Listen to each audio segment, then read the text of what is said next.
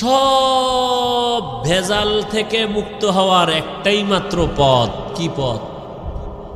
গেছে, ভুলে গেছে কি? তওবা করে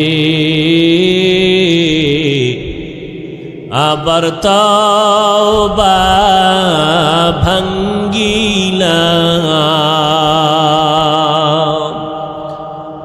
অবশেষে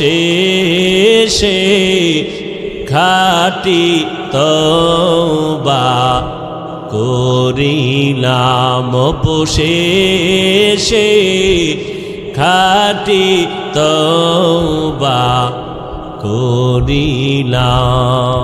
সকলেরই দরজা হইতে ফিরিয়া আপনারও দরজায় রইলাম পড়িয়া।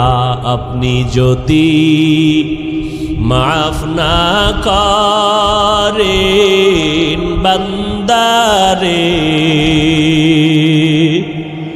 বলে না আপনার বান্দা যাবে কার দ্বারে।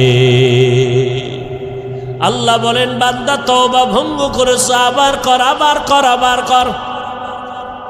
কারণ আমি তওবাকারীকে কেমন ভালোবাসি জানো নি রে বান্দা?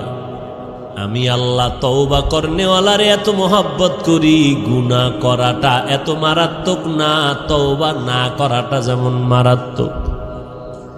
আমি আল্লাহ পাক তওবার দরজা খুলে ডাকতে থাকি, ও বান্দা কি পরিমাণ গুনাহ করছো, আয় ক্ষমা চা, পাহাড় পরিমাণ এখনই মাফ করে দিব। কারণ এটা আমার স্পেশাল পাওয়ার। আমি আল্লাহ তোরে এতটাই মোহাব্বত করি, তওবা করবি। আমি আল্লাহর মোহাব্বত নিয়া জাহান্নামের ভয়, 2 ফোঁটা চোখের পানি ছেড়ে যদি তওবা করো, চোখের পানিটা গালের নিচে যাওয়ার আগে সব গুনাহগুলো মাফ করে দিব।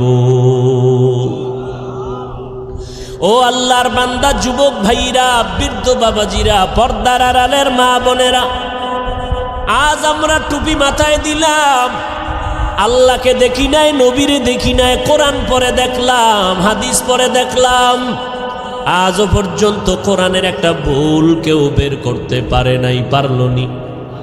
বরং বহু বেঈমান কোরআনের ভুল বের করতে গিয়া নিজেরা কালেমা পড়ে মুসলমান হয়ে গেল। ও যুবক আল্লাহর গোলাম, আজকে চোখের সামনে তাকাইয়া যদি দেখো আমরা নবীর তরিকা মতো চলতে গিয়া না খাইয়া কেউ মরে যাই নাই।